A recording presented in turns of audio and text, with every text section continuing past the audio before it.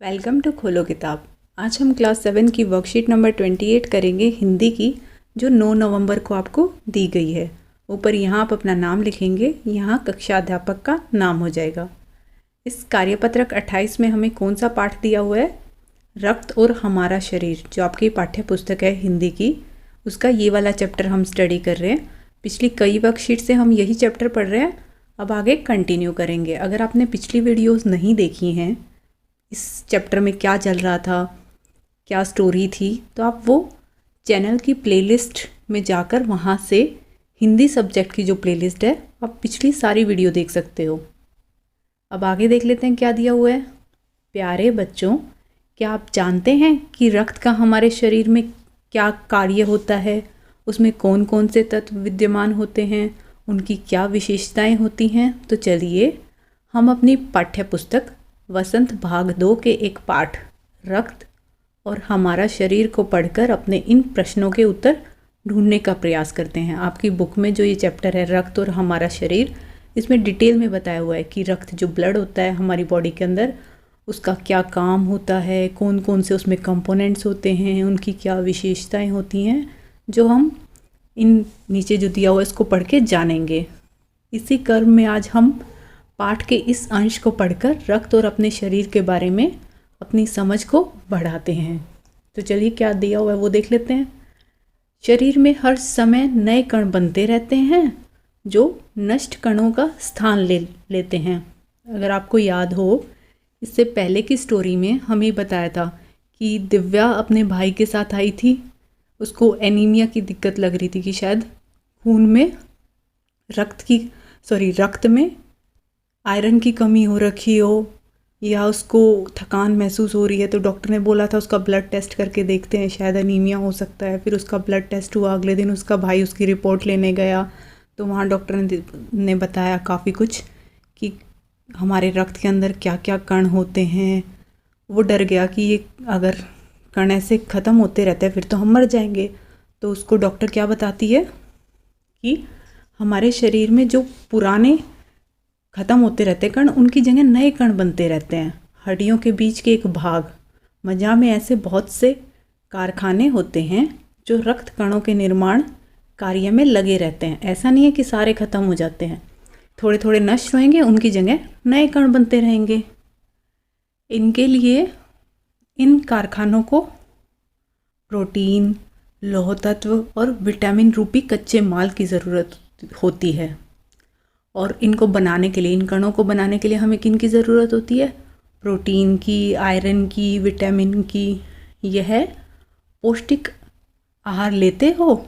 वो पूछती है कि क्या आप पौष्टिक आहार करते हो? हरी सब्जियां, फल, दूध और अंडा और गोश्त में ये तत्व उपयुक्त मात्रा में होते हैं। जो आपकी हरी सब्जियां होती हैं, फल होते हैं, दूध होते हैं, इन सब में प्रोटीन भी होता है, आयरन भी होता है और विटामिन भी होता है, तभी तो इन्हें पौष्टिक आहार बोलते हैं।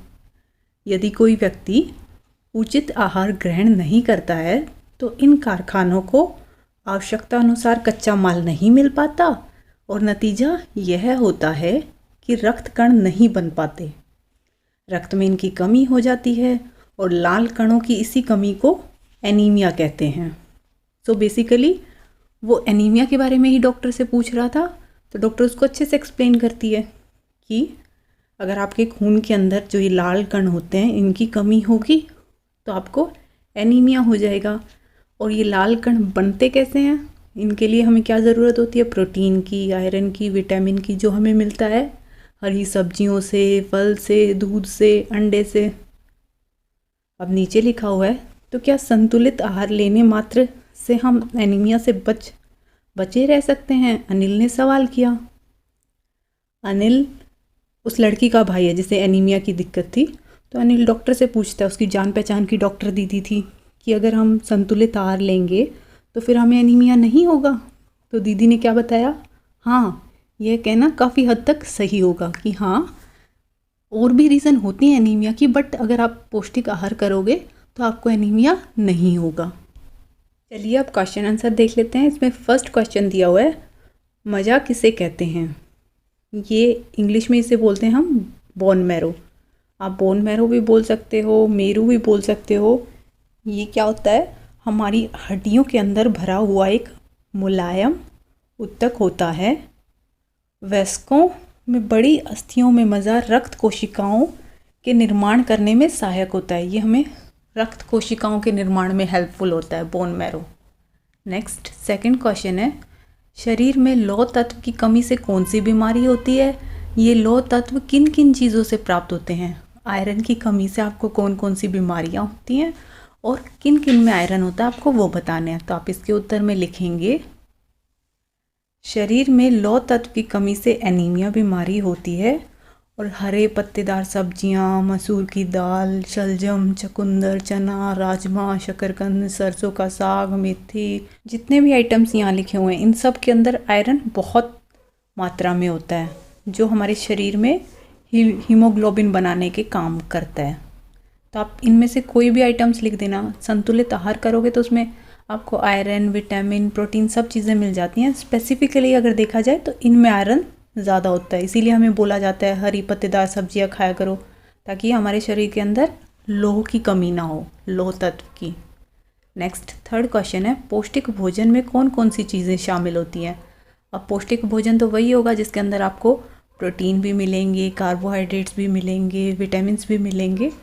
तो आप इसका उत्तर लिखेंगे, पौष्टिक आहार में वे सभी चीज़ें शामिल होती हैं जिनमें अनेक पोषक तत्व जैसे कार्बोज, प्रोटीन, वसा, खनिज लवण, विटामिन्स, जल आदि होते हैं, जो किस लिए ज़रूरी होते हैं? शरीर के विकास एवं वृद्धि के लिए। जैसे हरी सब्जी, अंडा, फल, दूध, गोश्त, इन सब में ये तत्व उपयुक्त मात्रा में होते हैं। ये पौष्टिक भोजन में ये सब चीज़ें होती हैं। नेक्स्ट फोर्थ क्वेश्चन है, एनीमिया किसे कहते हैं? ये भी हमने पढ़ा था कि खून के अंदर लाल कणों की कमी को हम एनीमिया कहते हैं। तो आप इसके उत्तर में लिख सकते हैं, एनीमिया का अर्थ है शरीर में खून की कमी होना। यह तब होता है जब शरीर में जो रक्त होता है हमारा, उसके अंदर लाल कणों या कोशिकाओं के नष्ट होने की दर उनके निर्माण की दर से अधिक होती है। आपने अभी चैप्टर में पढ़ा कि लाल कण धीरे धीरे ख़त्म होते रहते हैं, वो जैसे जैसे ख़त्म होते हैं उसी स्पीड से वो बनते भी रहते हैं, लेकिन जब उनके ख़त्म होने की दर हमारी ज़्यादा हो जाती है, नए कम बने हों और पुराने वाले वो आपके सारे ख़त्म होने लगे हों, तो आपके शरीर के अंदर खून की कमी हो जाएगी लाल कणों की, और उस बीमारी को बोलते हैं हम एनीमिया। नेक्स्ट फिफ्थ है, आपका पसंदीदा भोजन कौन सा है और उस भोजन को बनाने की विधि के बारे में लिखिए। आपका फेवरेट भोजन जो भी है आप वो बताएंगे और वो कैसे बनाते हैं वो बताएंगे। जैसे किसी को राजमा चावल पसंद है तो वो राजमा चावल बताएगा उसका पसंदीदा भोजन, और उसको बनाने की विधि कैसे बनाते हैं आप अपने घर में, आपकी मम्मी पापा जो भी खाना बनाते हैं आपके घर में, दादा दादी, नाना नानी, उनसे पूछ सकते हैं कैसे बनाते हैं उस खाने को। जैसे मैं यहाँ लिख रही हूँ, मेरा पसंदीदा भोजन पालक पनीर है। इसे बनाने के लिए हमें पालक, पनीर, प्याज, टमाटर, तेल, लहसुन, अदरक, मिर्च, हल्दी, नमक, जीरा आदि की आवश्यकता होती है। पहले पालक की सब्जी तैयार करके उसमें फ्राई किए हुए पनीर के टुकड़े डालते हैं और फिर थोड़ी देर तक पकाते हैं। अब पूरी सब्जी की रेसिपी बताने लग जाएंगे तो बहुत बड़ा आंसर हो जाएगा कि प्याज काटा, टमाटर काटा, फिर उनका छोंक लगाया। सो बेसिकली ये जनरल लिख दिया है, आप भी ऐसे ही जनरल वे में लिख सकते हैं। इसी के साथ ये वर्कशीट आपकी कंप्लीट हुई। मिलते हैं नेक्स्ट वीडियो में अगली वर्कशीट के साथ। Don't forget to like, comment, share and subscribe the channel. Thank you.